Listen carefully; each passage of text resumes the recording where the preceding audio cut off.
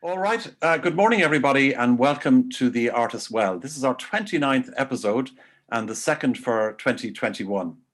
I'm delighted this morning to welcome our guest artist, Claire Halpin. Now, Claire is an artist. She's from Dublin and studied fine art at the Dublin Institute of Technology, where she got an honours degree, and then afterwards did a master's at Gray's School of Art in Aberdeen, Scotland. She's had a number of solo exhibitions in Ireland and has exhibited widely in group exhibitions in Ireland, Georgia, China, would you believe, the UK and the USA. Her paintings are included in many private, public and corporate collections. Claire works as a visual artist, but also as a curator and arts educator. Over the last 20 years, she has worked with a range of groups across many age groups, from primary school children through to second and third level students, teachers, community groups, intellectual disability groups, and older people. The projects have taken place in a range of interesting settings and contexts, including museum gallery-based, classroom, library, healthcare, local authority, and community settings over a range of timescales. Claire is represented in Ireland by the Olivier Cornet Gallery in Dublin. So good morning to you, Claire. How are you? Morning, Alan. How are you doing? Good. Yeah. I hope the tell us why you're not good today. Well, no, I hope my internet stays stable, and because just as I came into the studio, I was, setting everything up, and I realised nothing was coming on. So the sockets in the studio were tripped this morning. Yeah. So hopefully we should be good. No cup of tea for you. But as I said to Alan, it's not unusual for an artist to be in a cold studio. So you're suffering. Well, yeah. We didn't get to where we are today without some suffering. I know. And the gas thing is, I was invited to participate in, as an audience, in a Dún Laoghaire Rathdown County Council Arts Office presentation of paper conservators, is that what you'd call them? And so I tuned into this yesterday at 11 o'clock, and lo and behold, up comes Claire Halpin. I said, what the hell are you doing there? You're on with me tomorrow. You should be resting.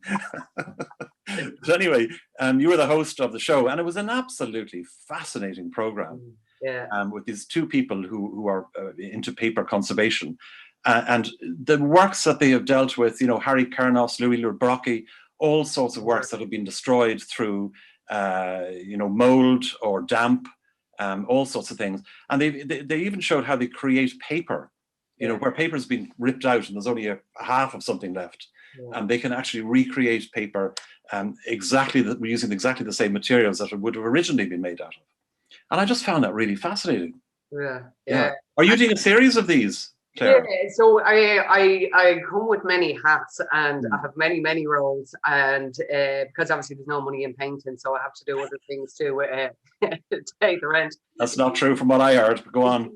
Keep me off the main streets of Dublin. So yes, as you mentioned in the introduction, one of the many things that I work with a lot of different arts offices, mainly Dublin City Council Arts Office and Dún Laoghaire Rathdown, but also with a lot of galleries, museums. Work with M.F.A, the Highlanes Gallery in Drogheda, and with Dún Laoghaire at the moment, my role is to program their online series of their participation and learning events. Yeah. So as I said in the talk yesterday, I tend to program things that I want to do and I want to go to. So actually the paper conservation studio it's in a series of Meet the Artists in the Studio events that we're doing. And actually two artists who are here this morning, Marie Hensey is going to be one of the next ones, and Michelle Boyle, who you've already had. I have, absolutely, yeah. Yeah.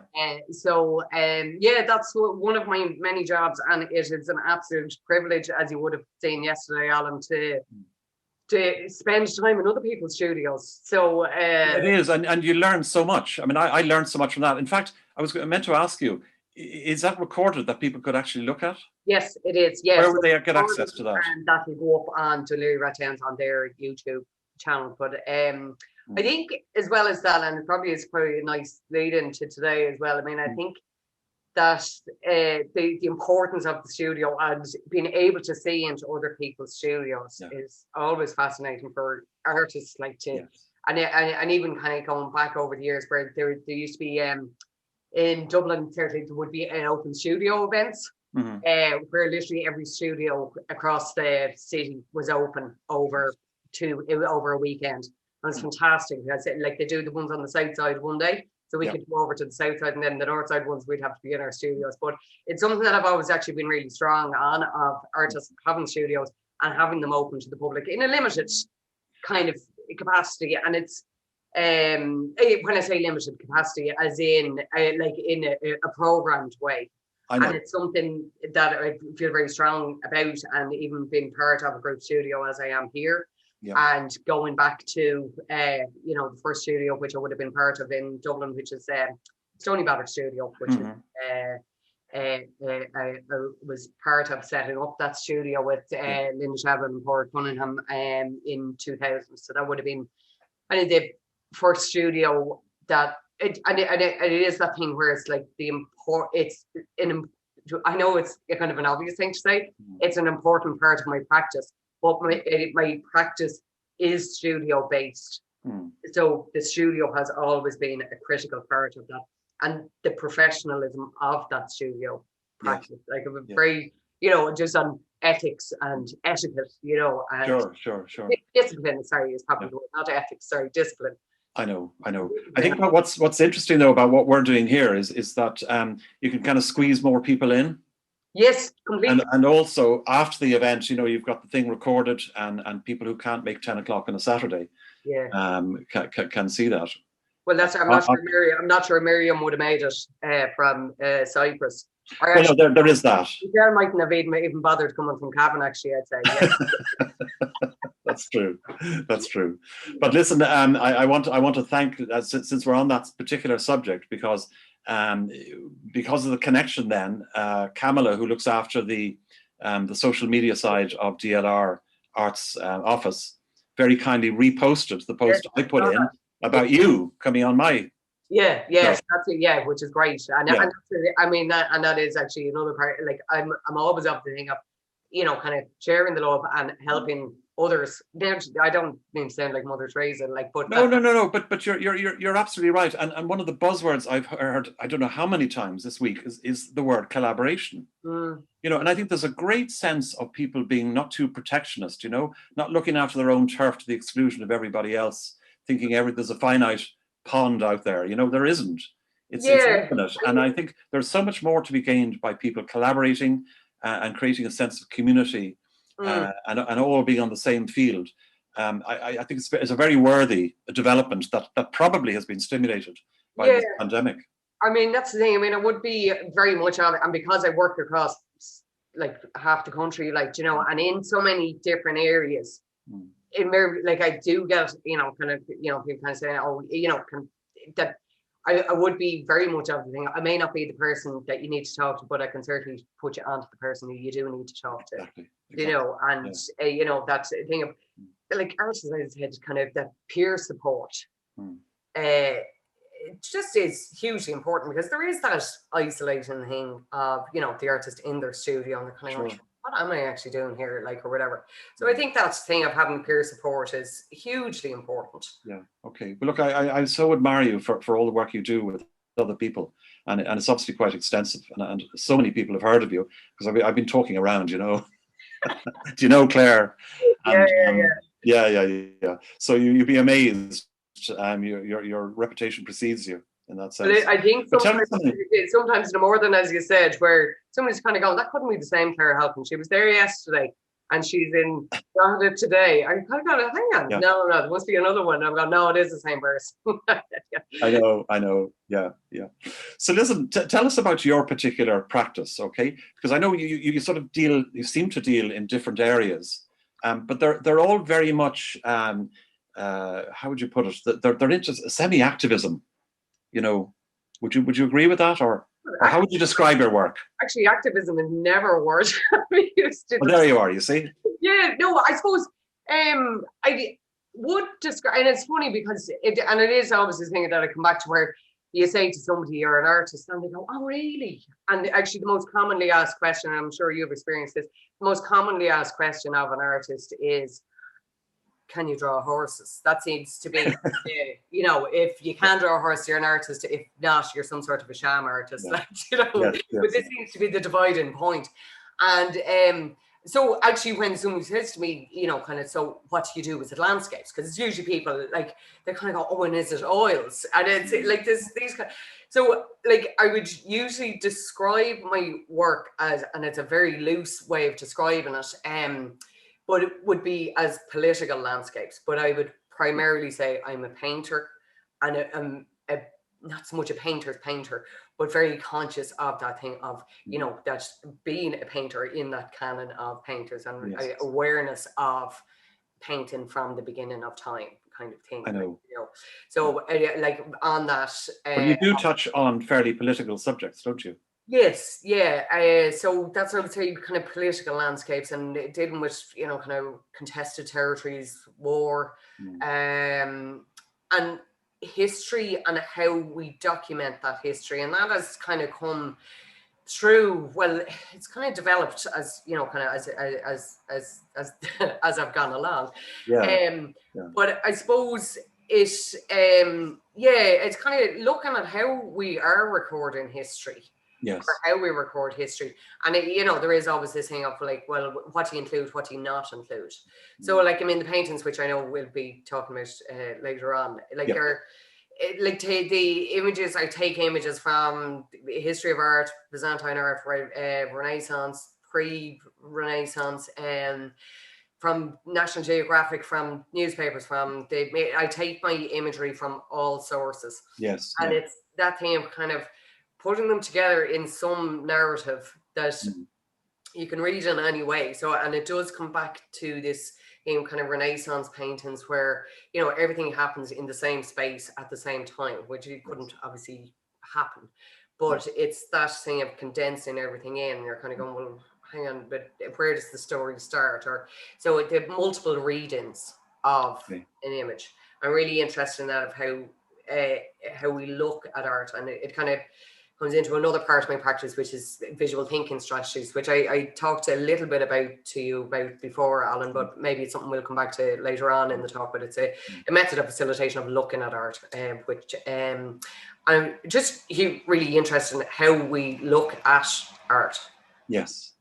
And how maybe I say children are kind of interesting when it comes to that, or do you deal with children? Oh yeah, absolutely fascinating. And actually, I don't know whether it's too early in the talk to tell the story that I did tell you about looking at the artwork in the classroom. Yeah, no, off you go.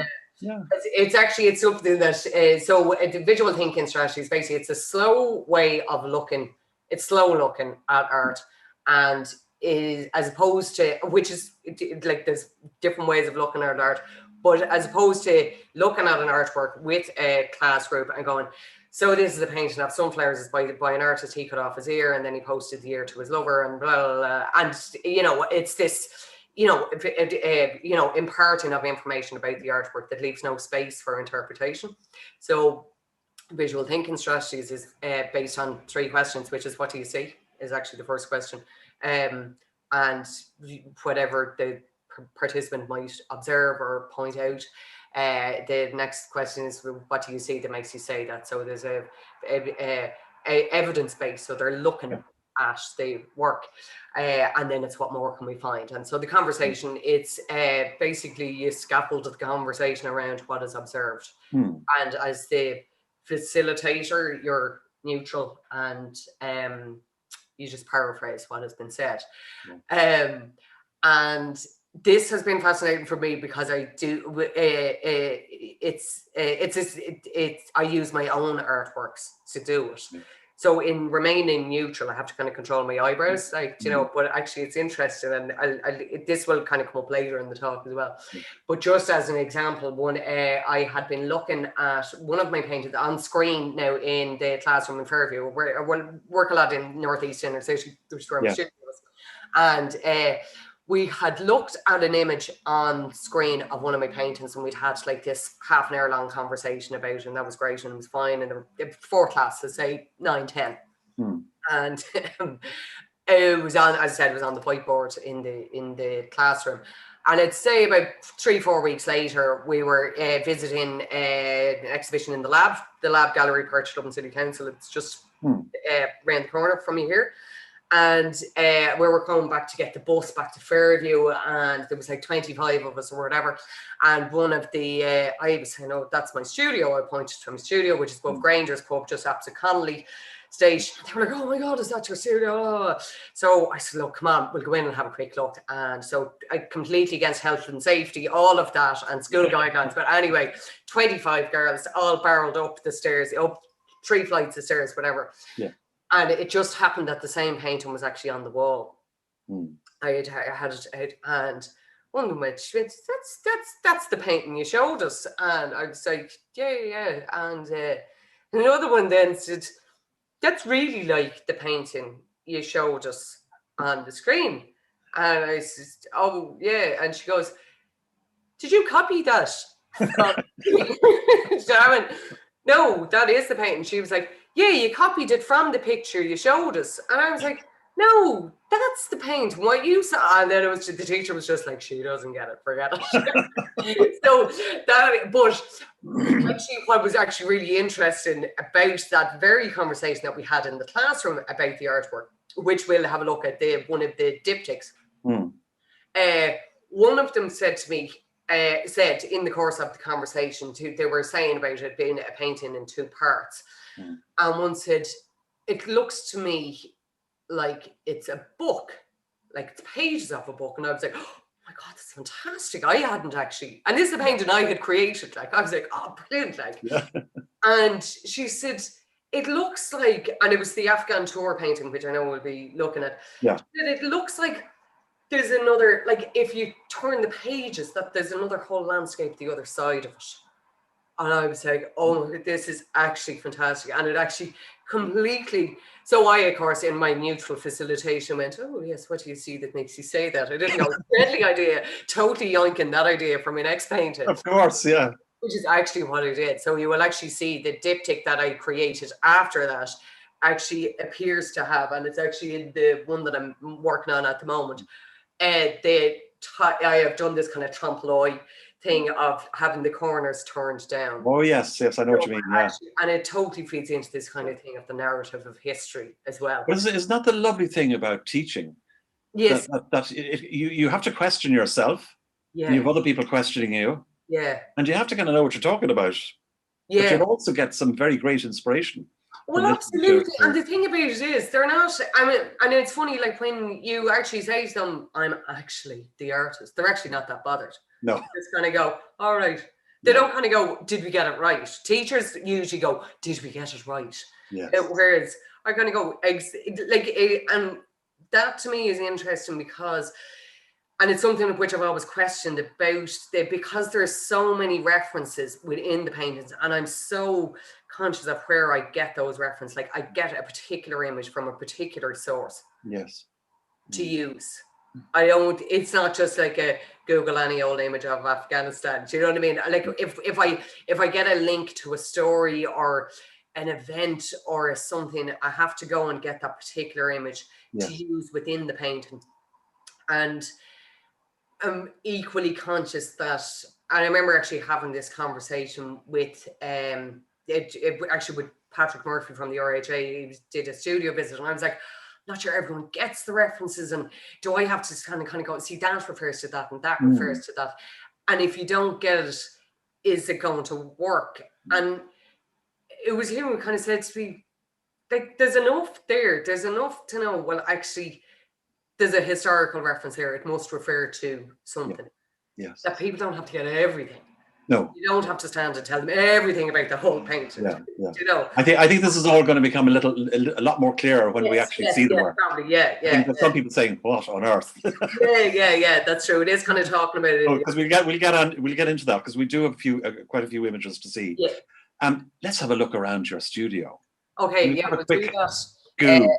Sorry. Now. I know you rather use a different implement, but you're going to have to use that. So I don't know where it's saved. I'll probably start just to give you just a bit on location. Yes. So and remember what I said about slow motion. Go really slow. Yeah. Yeah. So, just to give you a bit of context, Yep. there's a very quiet Amiens Street. Isn't it just? Family station, yeah. And actually, like when I moved into this studio, I couldn't concentrate for the first, say probably for the first 6 weeks with the noise and just the comings and goings. Yeah. I am still thinking of moonlighting for the guards because the amount of drug deals that I see going on at that exact point there. Yes. I might just I might bring in another few bob. Big camera with a zoom lens, you know, night vision. Oh yeah. No, I give a pretty good description on Garda Patrol for them of all of the. So that just gives you a little bit of location. So I probably will. So that's kind of working desk. I tend to have generally. Can you see that? Okay, sorry. I can, yes. Yes, I think we can. Yeah, there's some images that kind of always stay, and then there's others that kind of change around. But yeah, generally I tend to be kind of surrounded by, there's kind of half my library. The other, like, there's kind of like, you know, I tend to have kind of books open and images that I'm working from or whatever. Notebooks, I have loads of notebooks of just kind of drawing and redrawing compositions, my research, all of that. Then these are kind of the images that I'm currently working with. So kind of devised this system, which is kind of having, they're in kind of files, and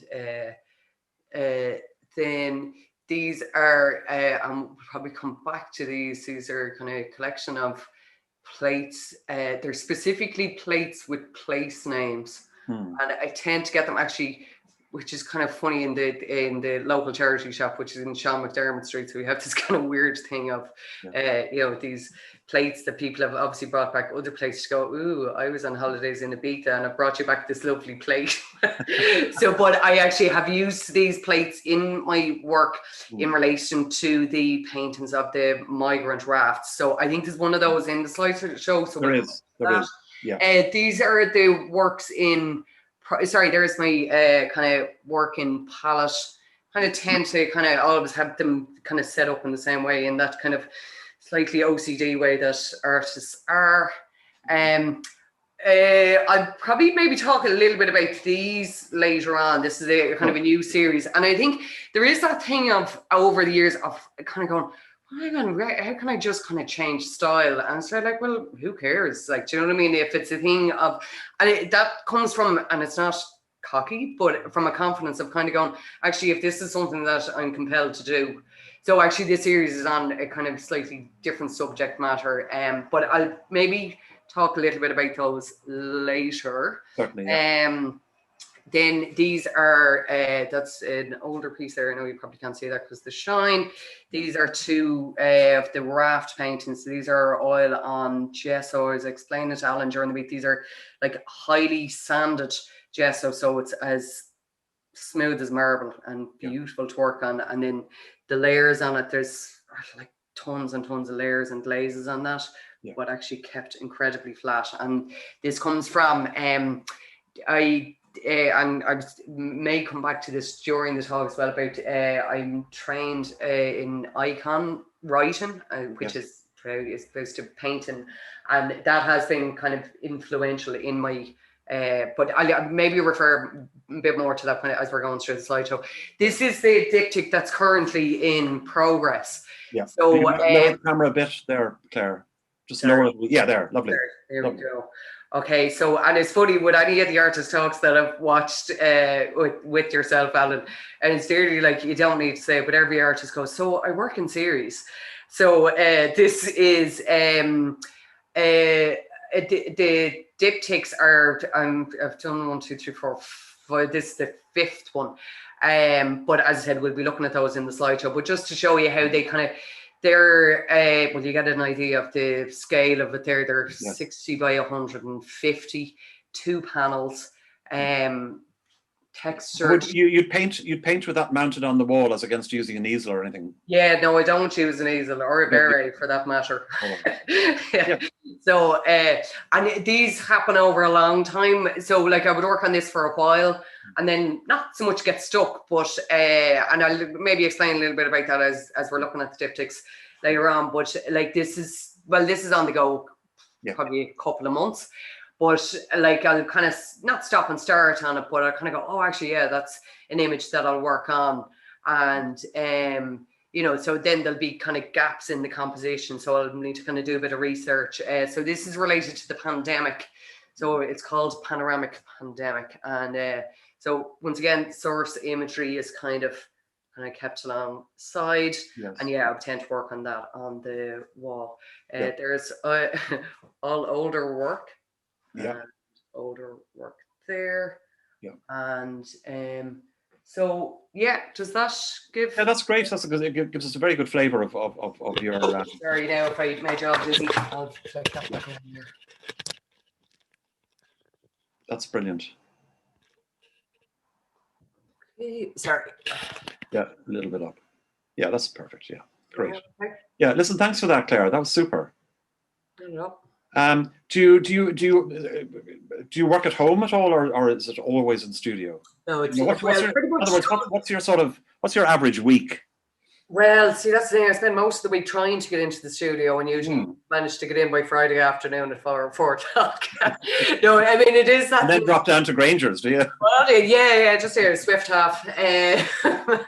But no, because, like I said, because I do a lot of like other work that actually, literally, I spend most of my time trying to get into the studio. So I don't get in every day. I've discovered this morning, actually, 9 o'clock on a Saturday morning is actually it's a marvelous idea. I don't know why I didn't think of it before now. Probably get it in half the time. Yeah. So, yeah, I mean, actually, at the moment, and this is another thing I suppose, kind of around studio access as well. At the moment, I'm in pretty much every second, I would say, but that could be from kind of mid-afternoon to like 7:30 in the evenings or something like that. Yes. It's really quiet at the moment for obvious reasons. Yeah. But I think the whole thing around as well as that, because with the lockdowns up and down, we were kind of in and out of the studio. So actually, and I was only thinking of this morning, when the first lockdown hit, all of the artists came in. We were like, I must bring home everything from the studio. And I actually brought home enough to, if I had got everything done that I brought home, I'd be ready for a mid-career retrospective at this stage. But yeah, so then actually what ended up happening was, I actually had brought home work to work on. I was going to start working on some icons again, and I kind of resigned myself to having this kind of slightly monastic existence, you know, during the lockdown, because none of us knew what exactly was going to happen. And then, unfortunately, I actually smashed my left arm, my painted arm. I had a bike accident. And so then I was double whammy out of work. And were you hit, or did you just slip? No, another cyclist crossed across me out in Fairview Park, and so it was before I knew it, I was whipped to what I thought was like maybe a cut and a graze turned out to be I had to get a plate, so I now have this bionic arm, so it was like 20, 25, 28 stitches and this bionic plate. So you're not left-handed, are you? I am, of course. You are left-handed. Most artists are left-handed. Of course, left-handed. So then there was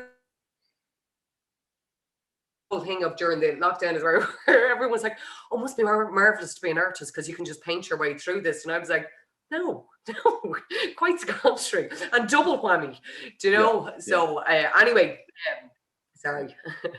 No, that's fine. I think we go and have a look at some of your work now, shall we? Sorry, so that was just in relation to the studio. And yes, yeah, very good. All right, let's do that. We'll take a little bit of a break because it takes me a while to pull this up and get it set up. Are there many other artists there? There's 10 artists in the studios altogether, so across 2 floors. But at the moment, there's only 3-4 of us. And then the pub downstairs. Yeah, but obviously, because it was a gallery. It was studios. Yeah, there was a gallery downstairs, and then obviously the pub downstairs. But the gallery was then converted into studio, so it's now 10 studios. And a great group of artists actually as well. And we've done some projects together as well, like done open studios, and we've done curators visits. We did series of, we invited a load of curators just to come and do kind of speed studio visits, and it actually worked really well, and a lot of we all benefited a huge amount from that. And that, as I said, coming back to that collaboration of, like, if you were an artist, just ringing up M.F.A, say, for example, and going, oh, do you want to come and see my studio? It's unlikely that they would. Whereas if you had 10 artists going, over the space of a day, you'll get to have a short visit with 10 artists. So actually, pretty much every curator that we asked came. So it was fantastic. That's actually a very good point, isn't it? Yeah. So it's and it's understanding what they want rather than what you want. Well, it's the thing as well, where it's kind of non-committal as well. Whereas, like, if you've one curator coming to see you, there is that kind of slight expectation where, you know, we are kind of going, so what next? Like, you know, where do we take it from here? So okay, let's make a start on this. Now, the first slide is an old photograph of your first studio. Right? Yeah, I probably kind of went back a bit far, and that's where we probably maybe skipped through, because I suppose this chat was more of a kind of a different take, you know, just to kind of meet the artists in the studio. I thought it'd be good to kind of, and I've pretty much already explained that the importance of my studio, so, and also the importance of working with other artists. But in my I did come across this photo. This was a studio myself and Linda Shevlin Porrick. Myself and Linda Porrick were in college together, and after college, kind of we all went off, did our own thing. For, you know, they went off to Australia, and I went off, did my masters, whatever. And then we were all at a place where we were like, actually, kind of, let's, you know, get a studio. So we kind of just thought we would just get a studio in Dublin. And this is very, and you'll see the date there, this is in 2000. And there literally was no studios in Dublin, no studios to be had. So we basically got a bill, we kind of thought, oh, he seems to be quite a friendly landlord, but actually it turned out the other way was that the landlord didn't realise that artists actually demand very little. All they want is like running water, and sure, they're willing to pay. So actually this the fantastic building, the stone mill building, the mill, and it's on Brunswick Street. Yes. And actually when we moved in, there was 4 of us in that space there, and we did like that. We did open studios. We then, as the 4 of us started, the other studios then moved into the building, because, as I said, the landlord copped it. He was like, "This is fantastic. These artists actually need nothing, and they'll pay rent." And so actually over the space of about, I'd say probably about 2-3 years, there was I'd say at one stage there was about 25 artists working in the building, different group studios. Yes. And I'm not saying because of us, but there was that kind of I don't know what you, not coalescing, but that kind of thing of actually, you know, if there's other studios, camaraderie as well. Yeah, exactly. Yeah. And then those group studios, then we started doing kind of bigger open studio kind of events, like, you know, and then the 4 of us as artists, and this was more, I suppose, kind of that thing of where, you know, you come out of college and you're like, oh, you know, and that we started applying for group exhibitions, and like that, it was that thing, it was a confidence builder for all of us, and we applied pretty much to every art centre in the country, and literally over a couple of years we were exhibiting in, you know, and it was brilliant. It was definitely a foothold, and that was why I put this image in, because it was that kind of thing of like, how do you get started? And then it was a thing, then we all started, you know, applying for solo shows, but on the back of having had group shows, that an art centre mightn't take a chance on you as a solo artist. Yeah.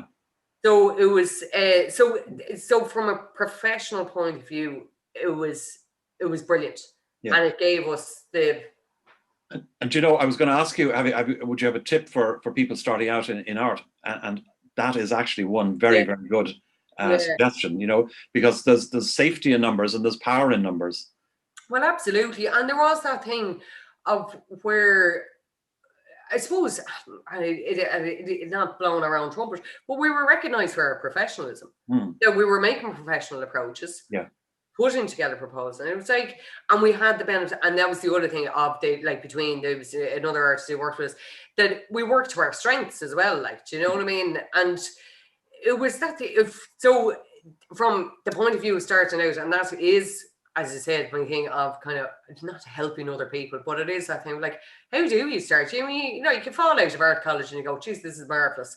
And you sit in the studio going, I wonder when the galleries are going to ring me. Do you know? So it was, I think, that you had to get out. And so from that, I don't know whether you maybe want to move on to the work that I was doing at that time, just to kind of move us on a year at least. Yeah. We'll go quickly now. We'll go quickly. I'm sure everyone's panicking, going, Jesus, we're still 20 years ago, and she's only on the second slide.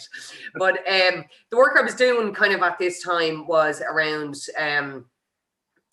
family, looking at family photos and the idea of memory. And it was interesting, actually, even in putting together this talk to kind of go, or these slides to kind of go, well, actually, how do they actually link? And it's funny because you're kind of go, well, I made all of them, so there is a link. And actually, it's funny where the themes kind of weave through.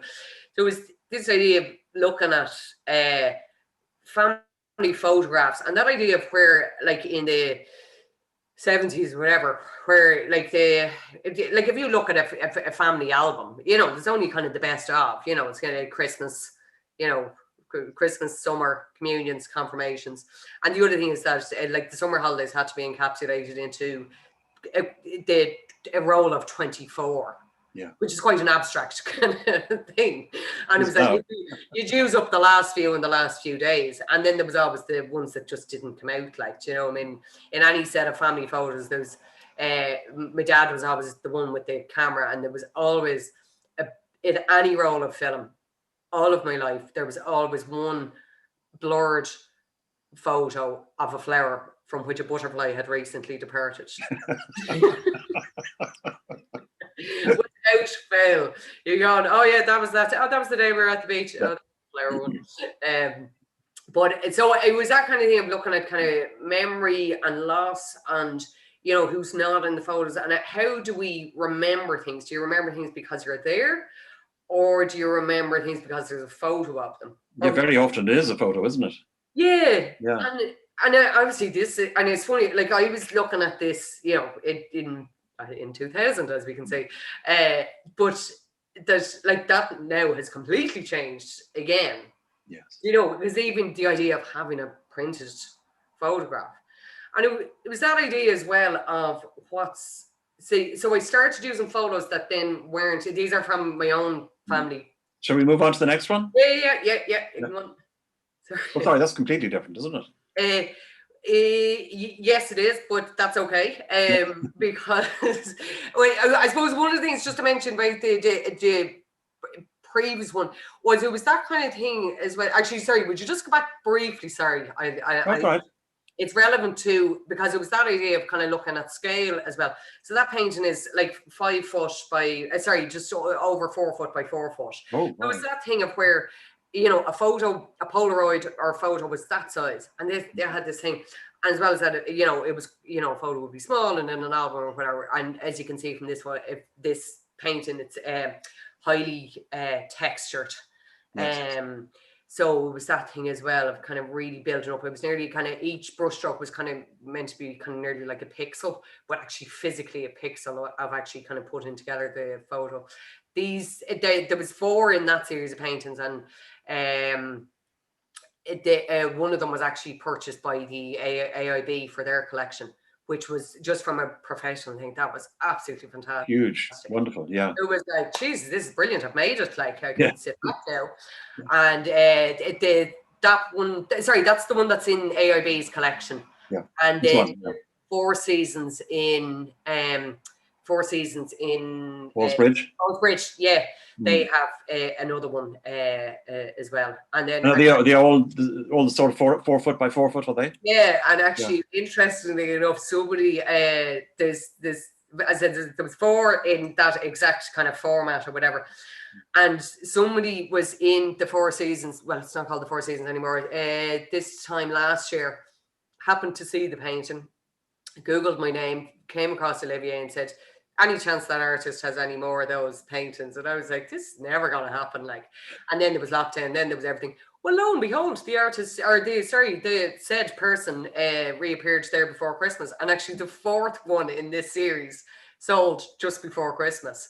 Wonderful. Which is, so that was another reason why I put that in today, because it's kind of funny, go, Jesus, never throw away any work. Like, you know, you just obviously, no. never know when, and it was, so I'd been working, if you want to move on to the next one, there was that kind of thing where, you know, kind of been working with family photos, and it came to a point, and this was actually through another curator visit to my studio, where I was kind of going, you can only go so far, the paint could get thicker, the paint could, and it was actually, I nearly kind of, not so much painted myself into a corner, but there was that kind of thing of, it had to go one way or the other. So it either became more photoreal or more abstract. And I actually then used, and you should be able to, I don't know why you can't see the label on that there, or maybe you can. I can. What? Okay. That it was, I began using photo transfer. So there was that kind of thing of building up the composition, building up the texture. Photo transfers, the images were printed out on paper, and then you coat them in this plastic kind of coating, and then the paper comes off the back, so it's nearly like it's on cling film, so you had this kind of malleable image. All right. And it could then, so it would go over the texture. So the reason I put this painting in as well is because this was kind of a breakthrough painting, and that's why in putting together these sequence of images, I was kind of going, actually, what are kind of key points or whatever. And it was that kind of thing of actually using photo transfer became this way that I worked for a while. So you can see that kind of the composition is getting a bit more kind of blurred in the back. And if you want to move on to what I think is the next one. So I was then kind of playing around then with kind of blurring of the composition, blurring of the background. And you can see where it's now kind of becoming more iconic as such. And you have this kind of referencing kind of the mother and child painting. So you're then kind of getting into, so that then, and once again, kind of same format, but it was that thing of, well, then what do I include in the painting, or what do I paint over? So I was then kind of making decisions of, instead of everything being in, I would then selection of what's going in, or actually then if you could then start changing the background. So I think, I'm not sure what the next image is. So here we go. That's the same image as the previous image, but you can see that the background, I've kind of starts, you know, kind of looking at kind of, instead kind of making it into this abstract thing, and then it starts looking like an icon. So I'd always kind of looked at, obviously kind of art history and the canon of painting and Renaissance paintings, and so it was that kind of thing. I was kind of looking further and further back, and I was kind of going, well, actually, kind of might be interested, obviously, to use the composition, but then I was kind of going, maybe the techniques. So I'm not sure what happens next in this. What image is next? No, there's a gap then, and then we go on to. So actually, we might just kind of leap across. I think we should, because we're a few years there. So then I was kind of going, well, actually, if I was starting to use images, I had always kind of collected images from newspapers and whatever. So sorry, if you just want to just go back to the Madonna and Child Georgia one. So it was then that thing where I was actually like actively seeking out images in the media that to me looked like paintings. So and it was then that thing of, actually, this is actually how war is actually covered. There is this kind of, and that was how this kind of, it started on this train of looking at work or looking at photographs and kind of going, actually, this is why, like, it's it's nearly called, actually this is from an exhibition that I was called Anesthetic Aesthetics. So it's how, when, I'm not saying this is a deliberate thing, but sometimes when images are composed, they're so beautifully composed that they allow us to turn the page, because there's something nearly kind of slightly familiar about the image, that it looks maybe like a painting. So the photographer has composed it as such. And it's that thing as well, and I actually had to write this down as well, is that this series of paintings kind of echoes some of the religious paintings from the Renaissance subject matter. Gruesome and shocking, but over time the impact has evolved from the horror of the suffering depicted in the subject matter. So as in, when you think of all of the great, kind of Renaissance paintings of, tended to be of religious subjects and tended to be of suffering, of Jesus on the cross, and we now look at those paintings going, oh my god, what a beautiful painting, because the message is kind of, so it was kind of playing on that idea as well. And then that kind of goes on to how we do actually record history, how do we record war. So it kind of seems to be a logical thing, but it was still using the basis of photography as our photographs as the imagery. So then, sorry, if you want to go on to the next one, and I'll skip through this. At this time, maybe you can go on to the, actually just stay there for a sec, maybe. And then maybe on to there. So at this same time, I said, well, actually, if I'm going to explore icon painting, I really should just go and do icon train. So I trained over a number of years, and actually I meant to show you that actually when we were doing the tour around the studio. So there's, sorry, you won't be able to see that, but so we was actually training in the materials, and there's something about like icon painting, which is that where like when you're in art college, it's all about like, find your own voice, find your own method, whereas icon painting is, there's one way and that's the only way, and it's to copy others. So that discipline really interested me. But actually the painting skills that I learned from doing that rigorous training fed in then to the paintings. And then I actually I did kind of all around the same time, and I was kind of I did a residency in Georgia in, not the one in America, the other one. And it was an opportunity just to see some of the most beautiful icons as well. Every church was like an art gallery, and so these things kind of all came together. So that's why I kind of put this sequence of images in, and you can see here how it's kind of starting to work more into the background. So on the background on the right there, kind of starting to reference that was taken from Van Eyck landscape. So it's that thing where I'm kind of starting to mix in the two of the contemporary with the with direct references to Renaissance paintings and using them in the composition. So this is one where actually the I'm still using the photo transfer, but you can see this is, and that's why I put this one in, is less and less of it is being so the only part that's photo transfer there is the figures in the front. And that image was it was an image of a soldier coming out of Baghdad.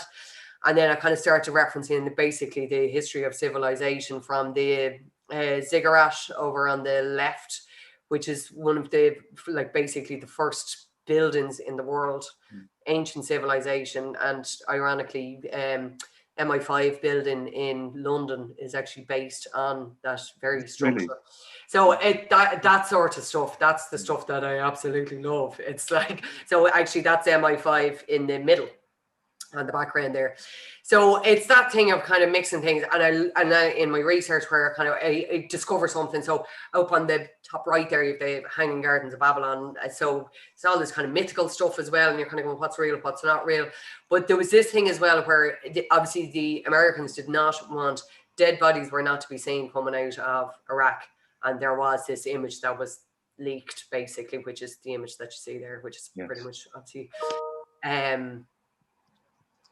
Okay, shall we move on? Yep. And then this was probably then, yeah, where then I've now kind of stopped using photo transfer, but actually just using an image and using it like, and making an obvious reference to, you know, obviously the horrors of Abu Ghraib, the prisons, and then to the Annunciation. That's the Fra Angelico Annunciation.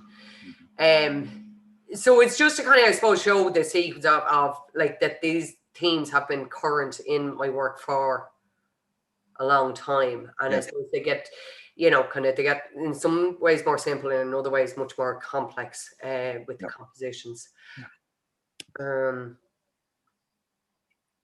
So this is the first of the diptychs, and as I said, I mean, I don't need to, I'm not saying I don't need to, but this actually started off as 2 paintings. I was going to do the history of oil and the history of water, and then actually as I was working on them, they kind of came together. So actually this was a big leap.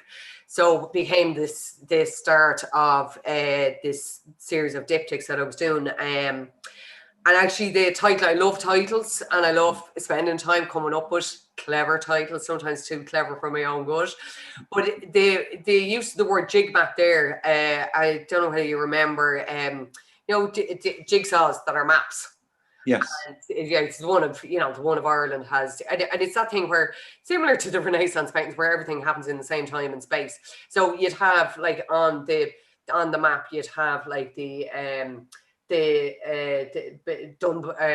what do you call it, the Newgrange, and then right beside it you'd have Dublin Bus. It's, you know, on the same image.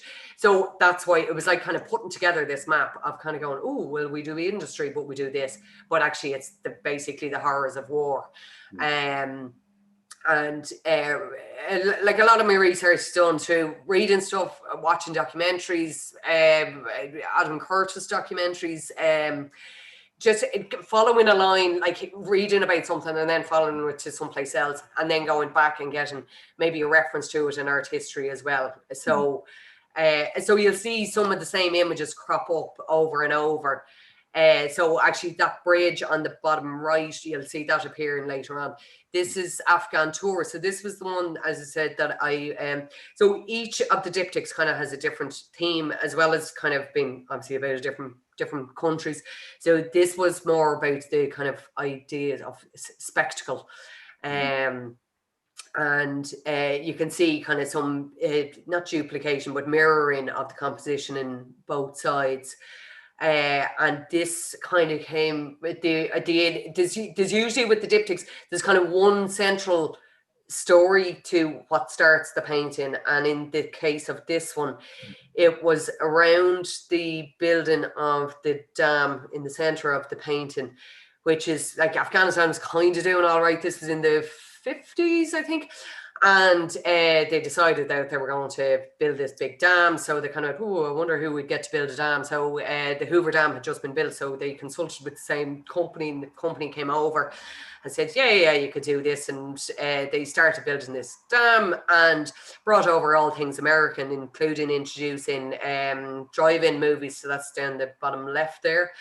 And then as they were building the dam, and as happens with when you build a dam, it changes the land, the landscape and the land, and actually the salt levels in the land. And actually the poppies started growing viral. And it's a little bit of a leap, but it is basically as a result of that like Afghanistan is one of the biggest poppy growing countries in the world, and hence the heroin. Yes. And so actually up on the right hand side there, see the two kind of pink buildings? Yeah. These are poppy palaces. So these are basically the big drug lords. Yeah. They built these like completely ostentatious, over the top. And then actually can't afford to live in them, and then the only people that can rent them out to or have enough money to are actually the American forces.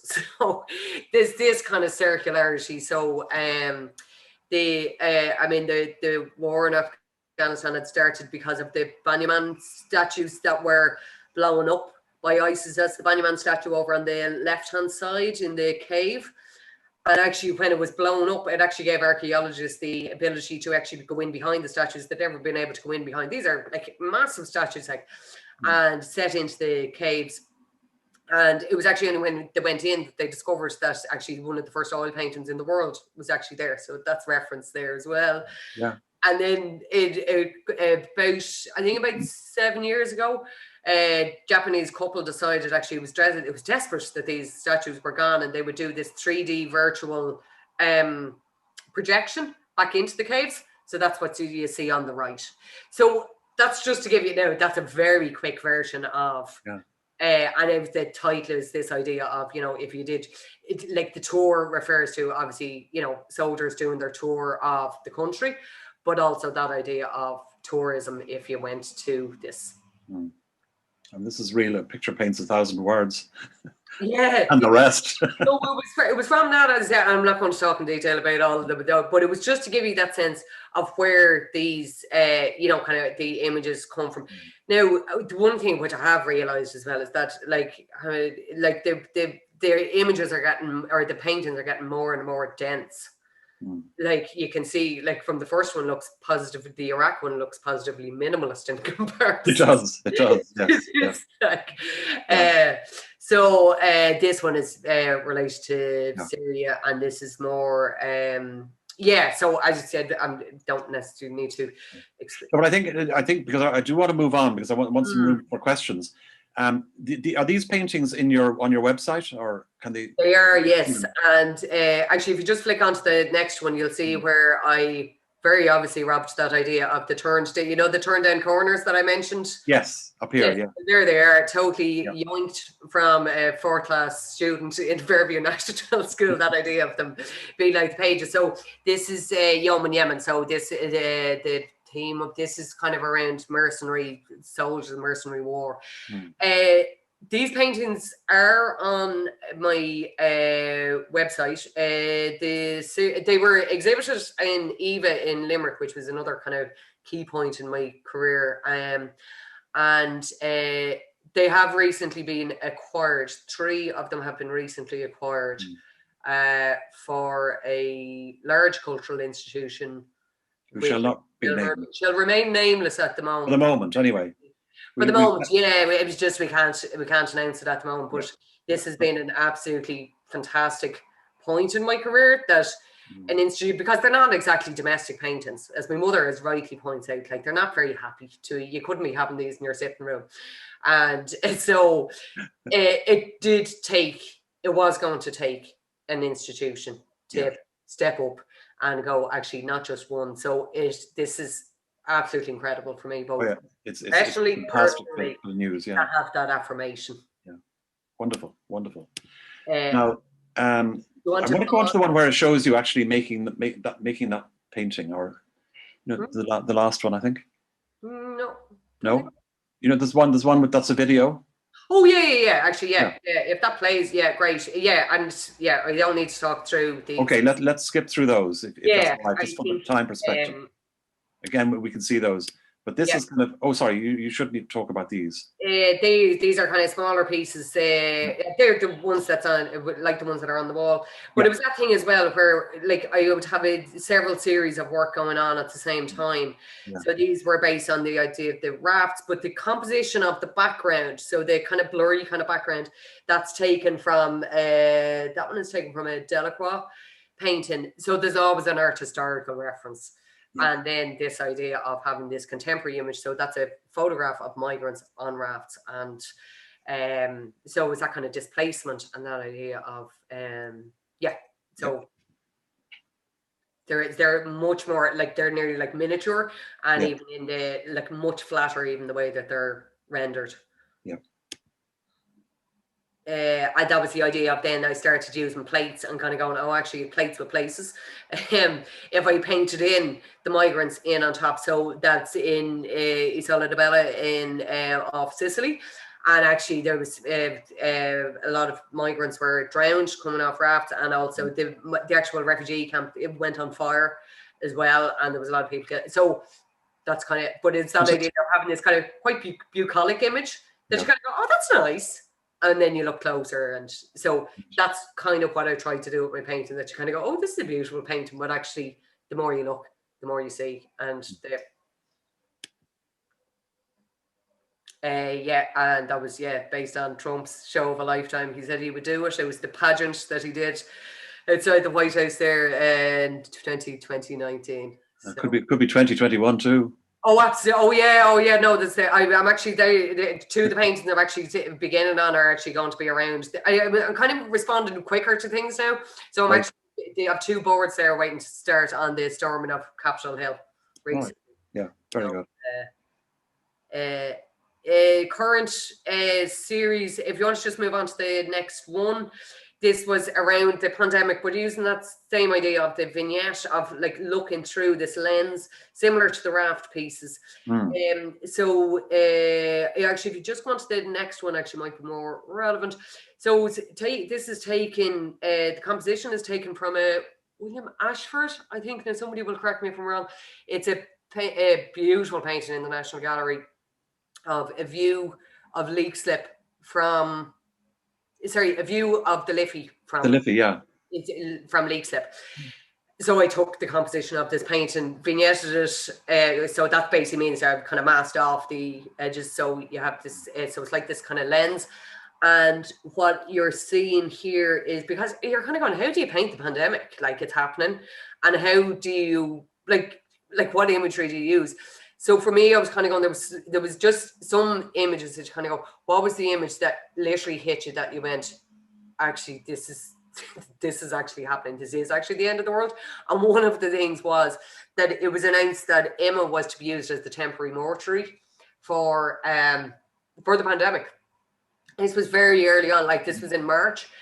And then there was all the scenes of there was like obviously the scenes in James's Street, and then there was like, you know, kind of funerals with people not being able to go to funerals, and then there was like the nursing homes, in particular St. Mary's Hospital in Phoenix Park, and just what happened there as regards kind of the deaths of a lot of people. So what you're seeing here on the right hand side on the horizon, just on the hill there, that's Emma, that's the building, and there's little white tents outside it. James's Street is just to the left of that if you follow on the horizon, and then over then to the left is just Dublin City, and then up on the left, on the hill on the left hand side there is St. Mary's, and then there's a line of hearses coming or going from it, and then there's a grave with nice cheery painting.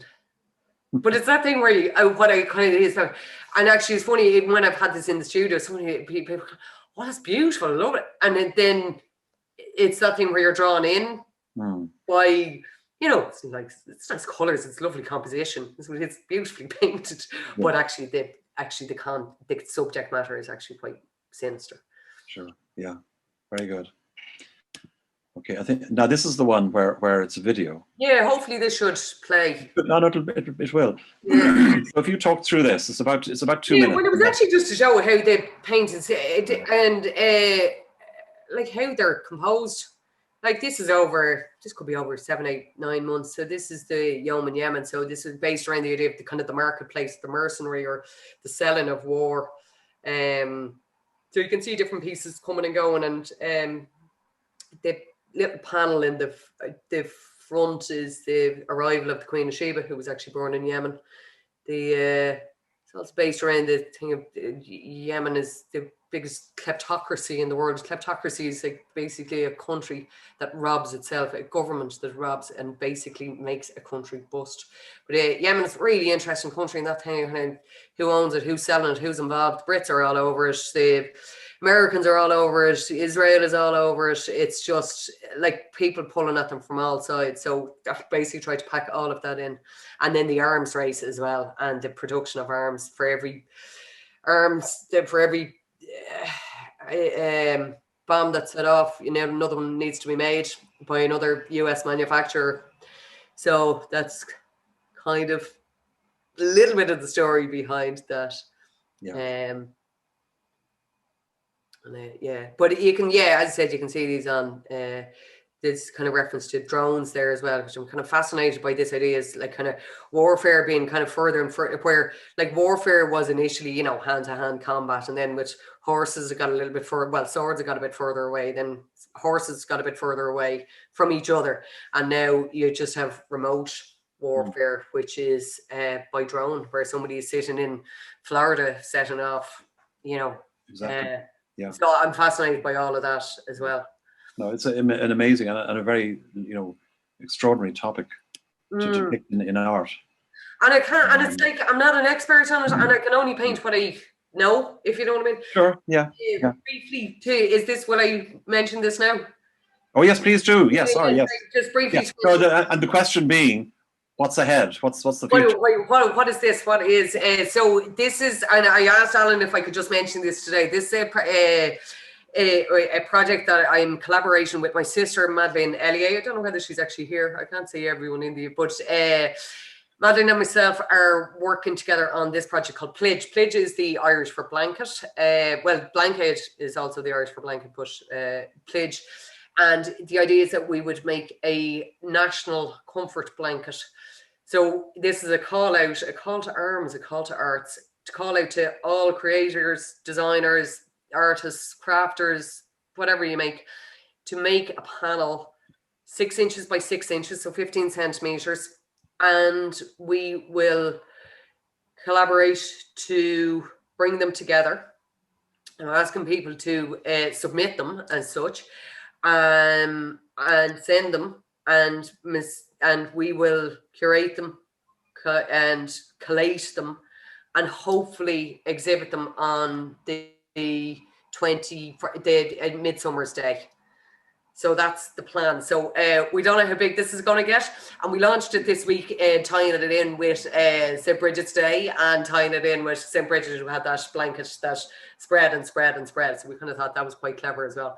So if anyone wants to hear more about that, either email me, or if you well, no, I wouldn't say Google Pledge. I don't think we're quite on a Google search yet, but we've set up a Facebook page, and we're on Instagram as well, so you can get any information there.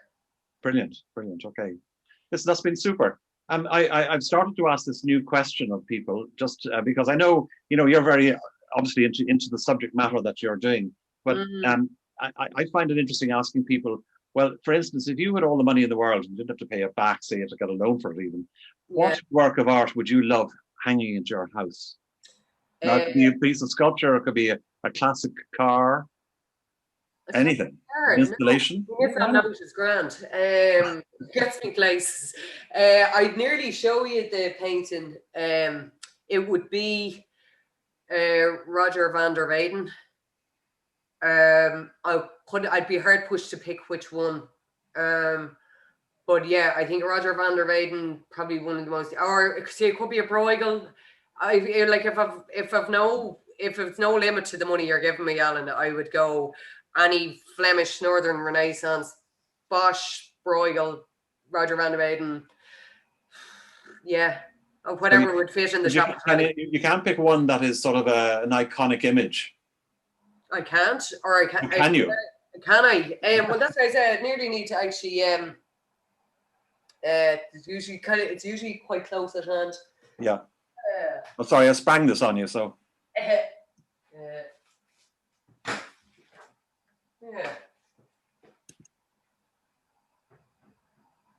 Sorry, do you want to keep talking amongst yourselves there? Yeah, sure. I'll just read out some of the comments, because we'll probably go into that now. Trina says, great point about photo memory versus experience memory. Yes, that is an interesting thing. Tim Goulding says, what is the theme of Pluage? I can't even pronounce it. What's the theme? Sorry, the theme is, sorry, I think I'll discourage trying to show you to try. Yeah. What so in other words, people can submit work to you. Is comfort. Sorry, the theme of it is comfort, and we're trying to keep it simple. We don't want to overlay it, but it was like, what has brought you comfort in the last year? Yeah, okay. So that can be as loose. And sorry, maybe I wasn't listening, but you're asking artists to submit a work, which can be any sort of genre, About what, 6 by 6? 6 inches. Yeah. Keep it simple. And any, it can be any material, textiles, leather, glass, painting, print. Okay. And are you creating something out of this as a photograph, a giant photograph? Oh, no. We're going to physically bring the pieces together. Okay. Either we kind of have Colin's Barracks in our heads, as that's where it's going to be exhibited. Colin's Barracks, don't know about that yet. All right. We just have, they just need to cop on to the idea. Yeah. But we did a soft launch, and Madeline is here actually. We did a soft launch this week. We just kind of said we'll put it out and see what comes back. Yes. So far, like, we're just literally kind of saying, look, this is a call. And as well as that, we're very conscious of the fact that like in the last year, artists have been asked, you know, oh, now is the time that we need the arts. Oh, will you just get...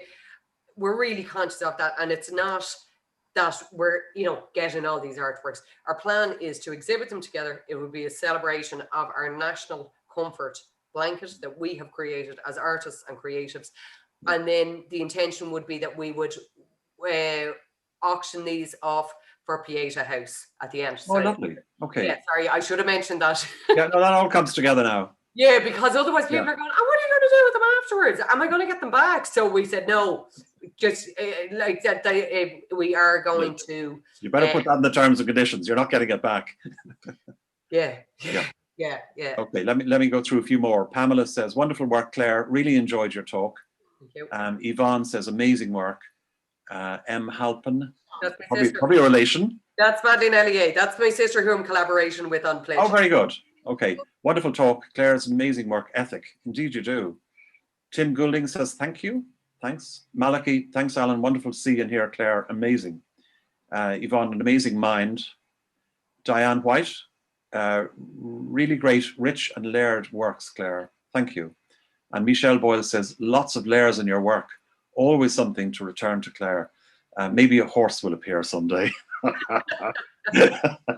Yeah. I knew there was something missing. Thanks, Michelle. Yeah, very good. Now, sorry, Aileen. Claire, your enthusiasm and energy is amazing. Your work is extremely interesting. Love the Plidge. It's like it's Plidge. Ah, that's better. Plidge project. Yeah. Thanks for that, Aileen. Okay, would anybody like to ask a question in person before we call it a day? All you have to do is unmute yourself. And just to say, sorry, I know Olivier is here as well. My next exhibition with Olivier will be next year, 2022. 2022. Yeah. Okay. Very good. All right. Yes, I'm always like making work and always developing on. Yeah, but also your other areas of teaching and, you know, getting the word out, I think is wonderful. Yeah. Okay, folks, don't be shy. Anybody like to say hello? Can I ask a question? Of course. Who are we here? Yeah, hi, Claire and Mark is here. I just think if you briefly showed images of your current work, and I've worked with Claire quite a bit, and I know she has an amazing personality. And I think your very recent work, just to move on, I just think it'd be nice just to hear what that is, Claire. Yeah, okay. Yeah, because I know, sorry, I'm going to do this again. I'll do it this way. Yeah. So, okay. Can you see those? Yes. Okay. So this was around, and sometimes as I said, I'm kind of getting more like this where I see something, hear something, or read something, and then, this is actually based on the theft of the Vermeer painting. So there's kind of 3 versions of this. So this was the theft of the Bite collection from Rusper House, and there was rumours that the Vermeer, actually before the Vermeer was found, ended up in, what's his name, Martin Cahill's gaff in Crumlin. So I was kind of really interested in this kind of idea. I was like, these paintings, firstly, they're, you know, in the back of a, 4x4 and get thrown on the, in the laneway. And so actually I was just working on this and I actually came across a fantastic word, which it's mise on a beam. It's French, I think. So it's the idea of having a painting within a painting. And I was like, oh, actually, this is, and it sometimes, and Marie would know this, like I get too clever for myself. So that there's this, because within, so there is, hopefully you should be able to see that. Can you see that okay? Yep, So reasonably well, yep. And there's a painting within the Vermeer painting. Yes. So the background behind the lady, behind the lady writing the letter is a painting. So we have this painting within a painting within a painting. Within a painting. And then this is kind of meant to be something somewhat akin to, now these aren't finished, these are works in progress, like of Martin Cowell's sitting room in Crumlin. And then this is the Isabella Gardner Museum in Boston. Yeah. Where it was a recent BBC documentary about it. There was, yeah. Biggest art theft in the world. History, They're still looking for them. Still haven't found it's the Rembrandt actually is the one that's the empty. There are rumours that some of them might be in dear old Dublin. Exactly. So I was kind of going, this is hilarious, and it was that documentary because I'd always been interested in this idea of the Vermeer being in Martin Cowell's sitting room. And I thought, I'll actually do this series of 3. Yeah. So it's that kind of thing of the paintings within the paintings as well. Yes. And actually, that with the ones that I'm starting on, hopefully this will stick back there. The ones that I'm starting on the storming at Capitol Hill, I'm really interested because the images of the protests are in this kind of oval, the oval area of Capitol Hill. Sorry, my camera's gone. And there's some beautiful paintings in the background. So I'm kind of thinking of this kind of idea of what paintings witness, the settings, what happened. So that's this. So thanks, Marie, for, because I know Madeline wants to know she was like, what are you painting Vermeers for? So that's my new work. Very good. Okay, a couple of other comments. Aileen McDermott Rose says, a picture paints 1,000 years in Claire's work. Wonderful talent. Thank you so much. Rupert Warren in Germany, how do you keep motivated with such sadness as your main topic? Oh, that's a good question. Yeah. I mean, there is a lot of sadness in yeah, there is, but when you get close up to the work. There's humor though as well. Kind of. I like, yeah, I suppose, well, yeah. Artists, the last one, anyway, yeah, no, look, you need to think about these matters. Oh, just going to have a little cry. Oh, no, don't. Dennis says, wonderful representation of war, poignant, many thanks. Margie says, will you continue with your theme of displacement, human displacement? Yes. Okay. Olivier Cornet says, Claire has also created beautiful video and installation works for her previous solo exhibitions at the Olivier Cornet Gallery. Yeah, I didn't get to talk about that because actually the last exhibition was called Raw War, and I did this video of the words kind of moving. But it's because actually there's with Dave and certainly with previous 2 exhibitions with Olivier Raw War and Glomer Response, there was usually bits and pieces. Like bits and pieces. Sorry, that sounds like a bring a bicycle. I did like videos, but I'm also really interested in how I install the works. Yes. And other pieces. So I've done some sculptural works as well. Yeah, okay. Dara asks a good question if we haven't covered it. When do the works need to be in? Oh, yes, sorry, 1st of May. 1st of May. Yeah, loads of time, Dara. And Tim makes the good point, Tim Goulding, not pessimistic nor not optimistic, just accurate. Superb work and wonderful techniques, just stunning. Thank you, Tim. Yeah, excellent. Okay, anybody else before we go, because we're way over time, but for good reason. Anybody else like to say anything? Can I say something? You can, of course, Owen. I was just trying to type something in there, so yeah. It's in the chat, but maybe it didn't get in. Or just now. Yeah. I think perhaps the answer to the question is, why does she not get depressed when she's doing all? Maybe you do, Claire, get depressed sometimes with all the terrible news you're kind of putting into the work, or the wars and the displacement and that kind of thing. I think by actually making the work about it, you're doing something about it, and in fact, I would say you are a bit of an activist. There's an activist. Yeah, but I would actually, I'm not saying balk at the term activist because I actually don't.